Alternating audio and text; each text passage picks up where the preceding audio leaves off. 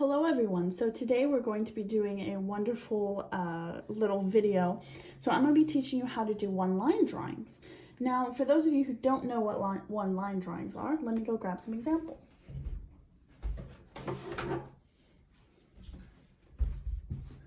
So the first one-line drawing that you see before you here, this shows a one-line drawing where the negative space has been filled in with a single line. As you can see, there's a lot of intricate patterning going on here, but the main focus and the main thing that you see is this negative is the space right here where you see the outline of a hand. This one's actually my hand. And if I zoom in here, you can kind of get a look how it kind of wraps around and there's a whole lot of patterning. So this is one example of a one-line drawing. Another example of a one-line drawing is this right here. So as you can see, this is a lion's head. I did this for a Percival requirement representing my lineage. And as you can see, the one-line drawing makes up the shape of the lion's head. This is Ariel Nebula. And inside, I added some little details. So I put the initials of everyone who was in my lineage up to that point, which ended with my younger crucifix. I hadn't had Elena at this time, so I'll need to do another one, adding her in. And then one last type of one-line drawing that I'm going to throw in the bunch are my circuit drawings. So circuit drawings are different because you connect the end back to itself to create one solid shape. And thus you can fill in that shape with color or patterning. So this was another Percival requirement I did before, representing Ia Gondel. And as you can see, it's that same sort of intricate line work, but because the beginning connected back to the end, which happened right there, which I'm sure you can't see, it created a solid shape so I can color it in however I choose. So these are what we're going to be working on today. So what I have prepared for us, I have a quick little lesson plan. Oh no! Sorry, I moved the camera a little bit. I'm doing this in one take, so I hope you'll all forgive me.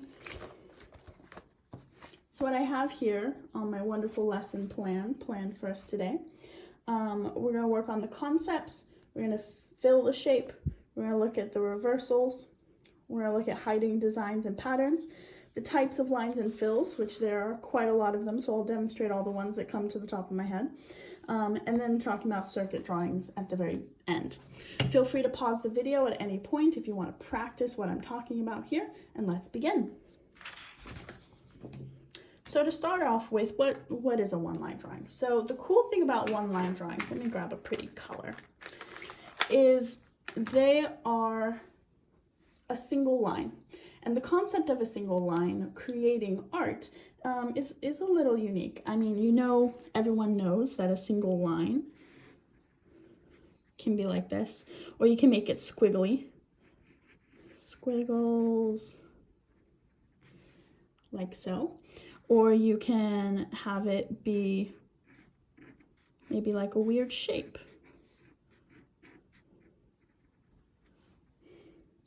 And we'll go into different types of lines at a later stage.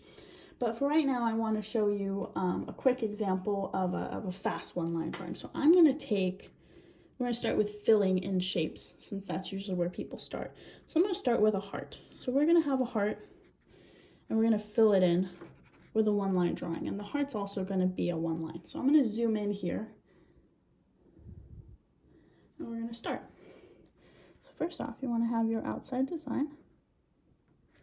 So you're going to do the outside shape. And you can do this without actually drawing the outside shape and just imagining what the outside shape would be.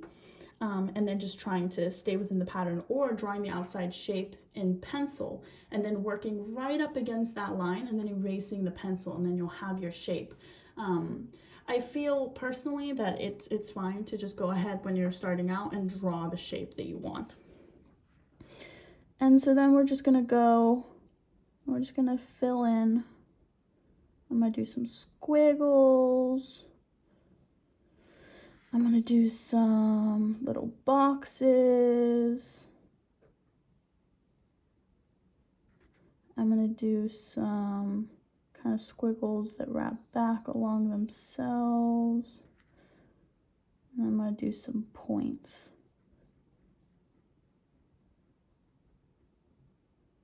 And there you have it. There's a one-line drawing. So as we can see, there's a beginning and there's an end. You can connect them together to make a circuit drawing, or you can leave it just like this. Another example we're going to do, this one's one of my favorites for the holidays, is a Christmas tree. So we're going to start here. I'm going to go up and over, in, out, in, out, in, then back this way.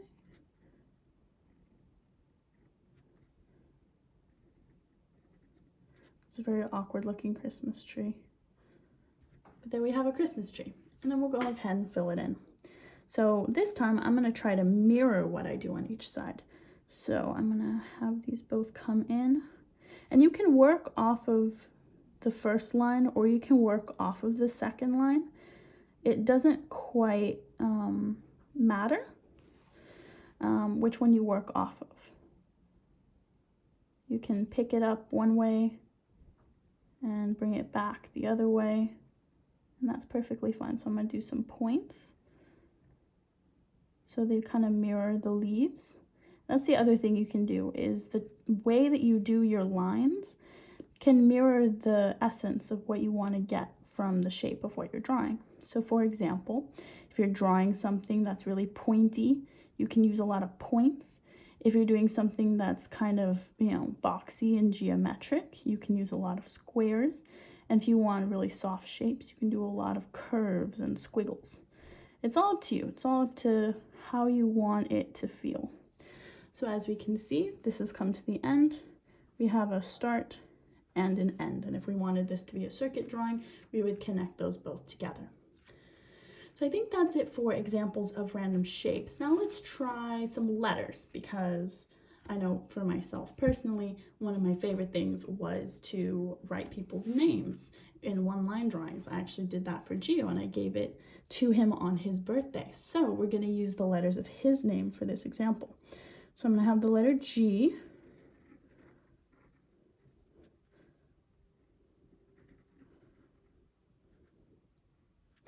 And I'm going to go ahead and fill it in. And I'm just going to do squiggles because I don't give myself a lot of space.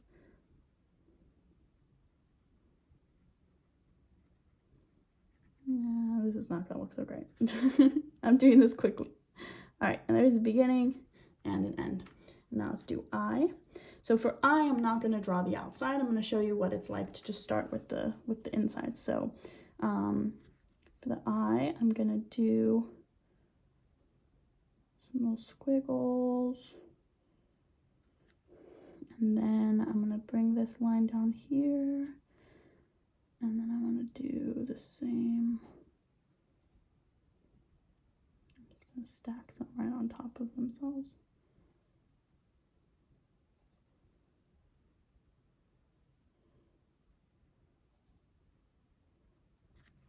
And there's an I. So as you can see, there's the base and there's the top. And you don't have to have both sides connected to each other. I just tended to like to do that when I was doing the letters, but of course you can do a separate drawing for the top and a separate one for the bottom. Pardon my fingers, I just came in from the garden and then I had to get this started before the light goes away. All right, and then we're going to do an O. So for this O, I'm going to do something a little fun. So we're going to do kind of like a spiral. So I'm going to do O. I'm going to go very close to the other side. And I'm going to keep going around. This is the other thing you can do. If it's weird to always pull from one side, you can start somewhere else and you can create like a mini line. And just be sure to not do it too far in advance. You don't want to confuse yourself, and you don't want to inadvertently, back yourself into a corner so you can't actually do a one-line drawing. I'll demonstrate things about spacing later. But there we go. And oh, one line as it just wraps around. So those are the fun things you can do with one-line drawings. Now I'm going to talk a little bit about making sure you don't get into trouble. So I'm going to show you how to do a spiral the right way if you want to do a circuit drawing, and how you can get into trouble. So the circle that I did here, you go around and around and around and you stop. And those 2 points will never be able to intersect because you'd have to cross through. What you can do, you can make a spiral and you leave enough space so that you can get yourself back out.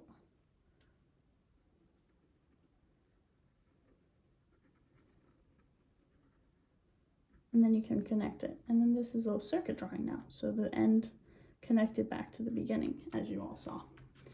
So that's the same kind of concept with most one-line drawings. So you might wind up, if you're doing a very big creation, I'll recommend breaking it up into sections, breaking up into small spaces. So you might end up with a big space that you're trying to fill in. It looks like that.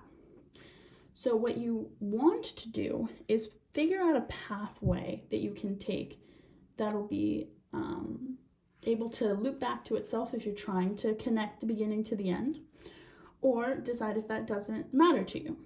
So for example, if I started with here, if I go all the way to this point right here, if I'm like right next to it, then this is now trapped. This is now blocked off. I can only go in and fill it in, or go out and this will never be able to be filled in.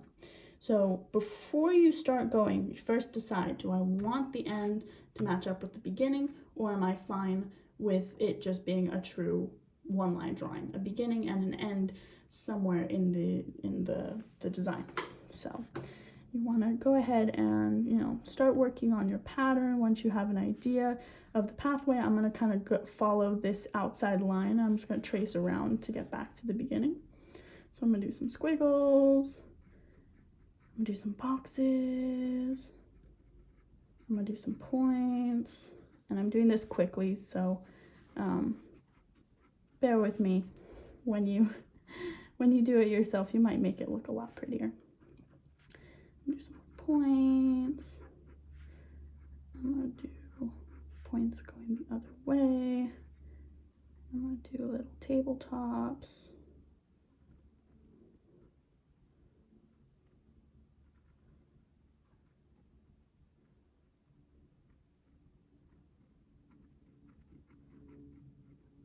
There we go. And so then you'd be able to connect the end back to the beginning if you chose, or this would just be a one-line drawing. As we said before, if you went all the way to the end, it would have to be a one-line drawing, not a circuit drawing, because your end point would wind up somewhere in here. Alrighty dighty.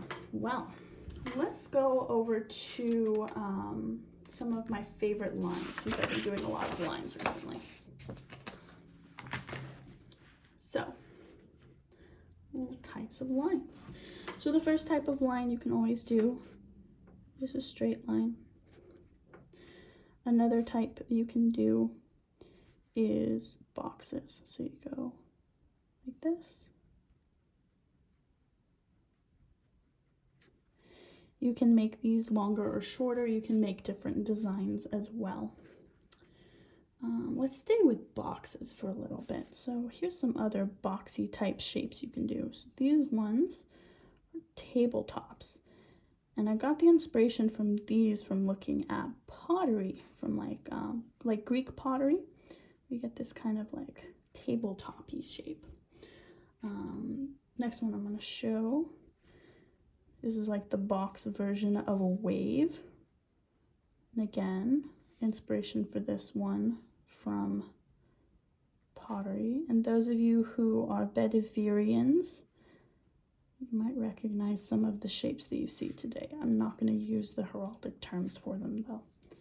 I'm going to use the one-line drawing terminology for them.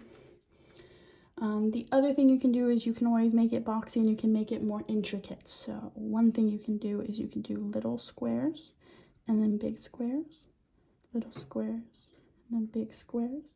And you have this intricate little like pattern going like that. Or you can do weird things where you come up, but then you go back on yourself, and you come around. So it's like this little like house and then like this little crane reaching out over it, I guess.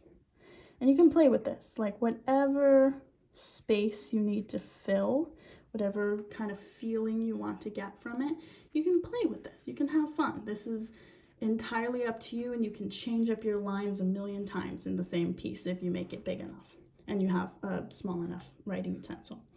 Now we're going to move on to curvy things. So the most common curvy lines are just squiggles.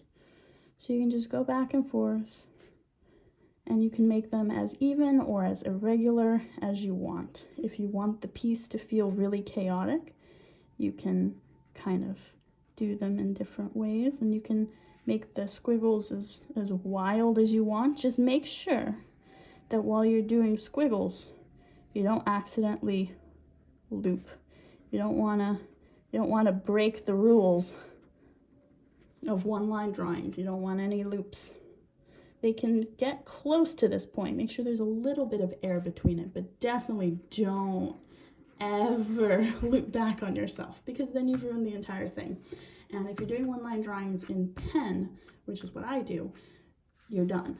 You've broken it. You're done. You can't go anymore. So do not ever do this, ever. Okay. Going back onto squiggles. So another kind of squiggle that is fun to do, it's called a double squiggle, I guess you can call it. And so you do like 2 bumps, and then you go back and you do 2 bumps. So you're doing these interlocking kind of like V-shaped squiggles, and it creates this lovely dense little pattern. You can also do more V-shaped. So you make like this little V loop, and you go back on itself, back and back. This is great for filling in spaces that gradually get larger, because then you can just kind of curve it to fit whatever space you need it to fit.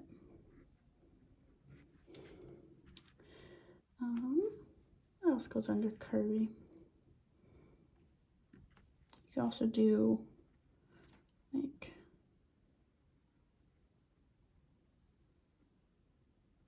designs that kind of feed off of each other. So you have a lot of random bumps, a lot of random loops.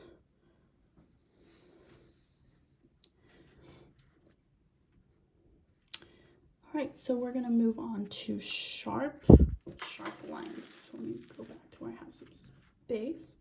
So sharp lines. So the most common sharp line, we've got points. Can't even see that. My apologies. Points.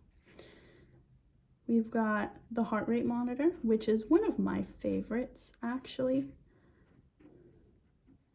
where you just do a pattern of different points and you do it however you want, really. But the big ones next to the little ones is just so pleasing to me, so I quite enjoy those. Another variation of the double is the double point. So you do 2 points and then 2 points and 2 points and 2 points and 2 points and 2 points. And you can curve these. You can do 2 points and then they can go back, and then 2 points and they can go. So you can have the line be kind of squiggly, and then it ends with like a forked tongue. So if you want to think about like snakes, these can get kind of fun.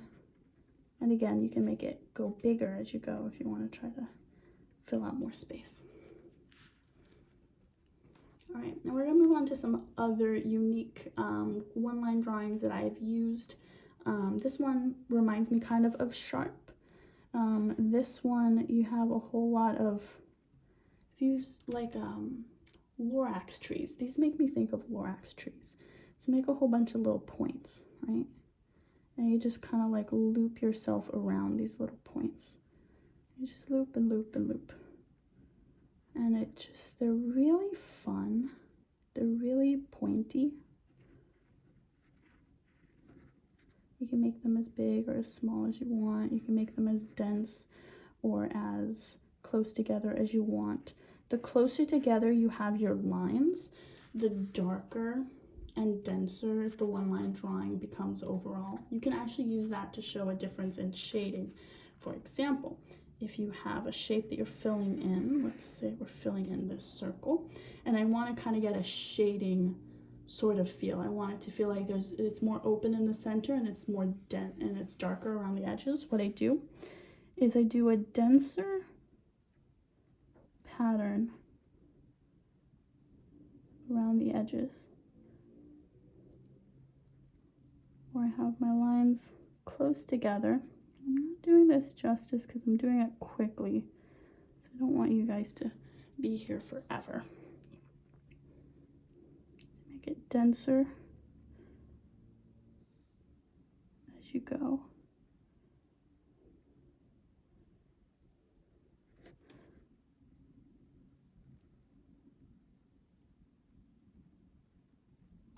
And then make it kind of looser. So I'm just going to do more loose. And it kind of gives that perception of it's denser and then it gets looser.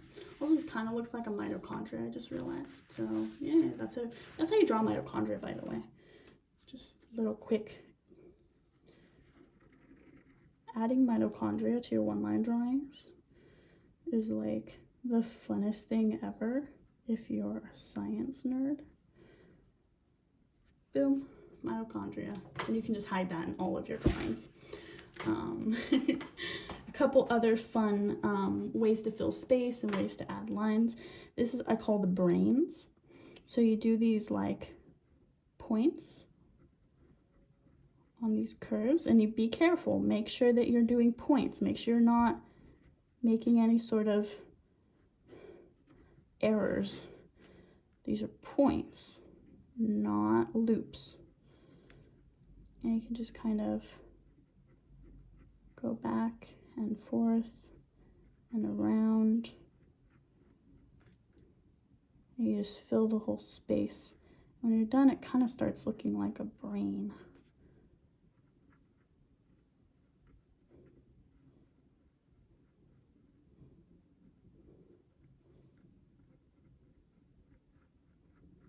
Gray matter pathways and all.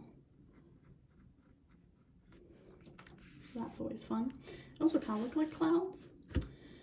And they can also do things, the Sophians will appreciate this, things that look like plants. So you can start here and kind of branch out, and you can do like a little leaf, and then you let it go further. Don't do the leaf on the other side. You can only do the leaf on the other side if you go under, not if you go over. If you go over, you're done. You can do this, and then you can have like a little flower on top.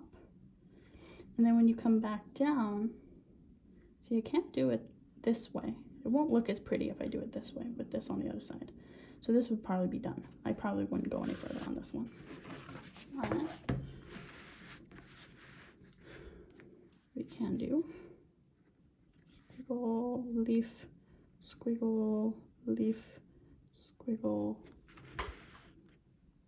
Can't see me again. Flower. This time I'll do a tulip.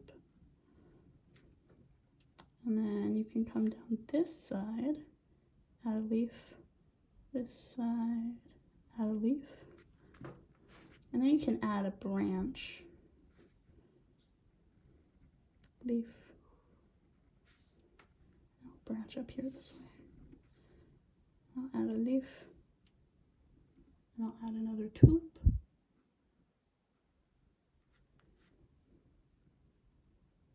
Leaf. And I'll connect it back to this first one. Tulip. Leaf. Leaf. Back down. And you can work these into your poems and into your works as well. You can work these lines in. Okay, so now let's do a quick negative space one and a quick circuit drawing one. So for this one, so the shape that I want to show in the middle is going to be a heart. So I want a heart in the middle. But I'm not going to fill in the heart. I'm going to fill in the space around it. So what I'm going to do is I'm going to start with, do some squiggles. I'm going to carry it out. I don't want to just trace the heart. And then I'm going to do some of these little patterns. Back.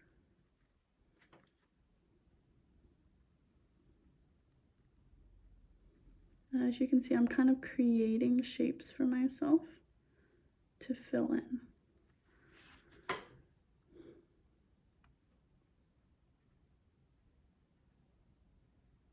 There's those Lorax trees that I talked about before.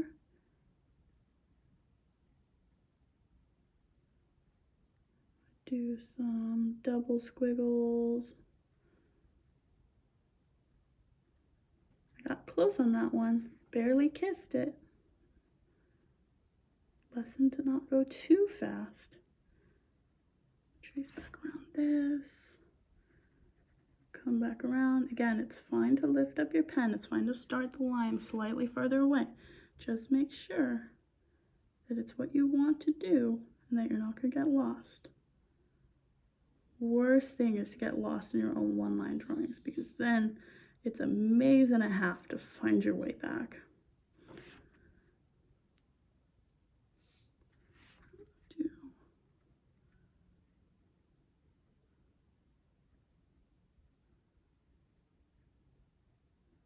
Little heart rate monitors. So what I'm going to do here, I'm going to loop around this way.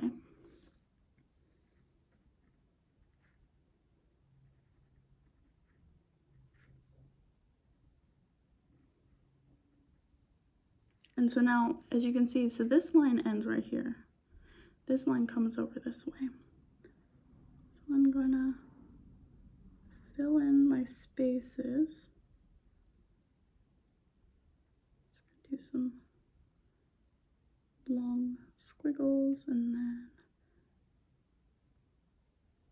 just do some longer shapes. This is the other thing you can do. If you're doing tall shapes, you can line them up and then just very carefully connect the ends back to the beginnings. Make sure that you're still following the one line drawing rules.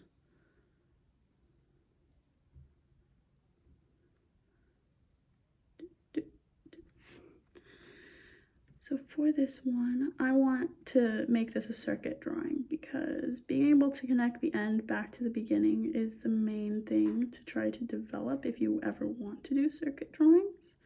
So I always, even when I'm doing a regular line drawing, usually try to have the end close to the beginning. Also, it's kind of impressive to be able to say, look, you can follow through this entire art piece and it'll wind up back where you started.